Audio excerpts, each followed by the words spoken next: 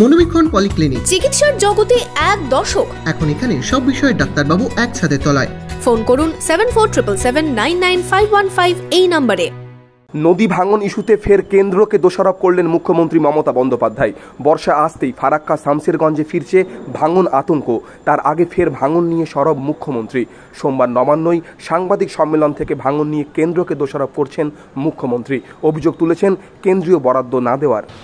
বিশেষ করে ইরোশন যেখানে হয় সম্ভাবনা আছে, মালদায় একটু ইরোশন হয়েছে এবং গঙ্গার ভাঙন, এটা কেন্দ্রীয় সরকারের দেখার কথা। আজকে দীর্ঘ 12 বছর ধরে 10 বছর ধরে ওরা দেখছে না, 1 পয়সা খরচও করেনি গঙ্গার ভাঙনের জন্য, ফরাক্কাও ড্রেজিং করেনি। বাংলাদেশের সাথে যখন আমাদের চুক্তি হয়েছিল তখন কথা ছিল যে বাংলাদেশের যে জলটা যাচ্ছে সেটাকে রিভাইভ করবার জন্য, যাতে আমাদের এখানে প্রবলেম না হয়, ড্রেজিং করা হবে।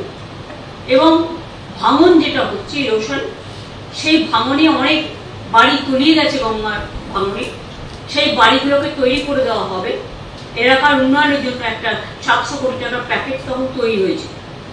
কারণ আমি যখন এমপি ছিলাম আমি ঘটনাটা জানতাম, কিন্তু আজ পর্যন্ত সে টাকা দেয়নি। উপরন্তু আমাদের না জানিয়ে আবার বলছে আবার ফরাক্কা চুক্তি রিনিউ করবে এবং বিহারও ভেসে যায়।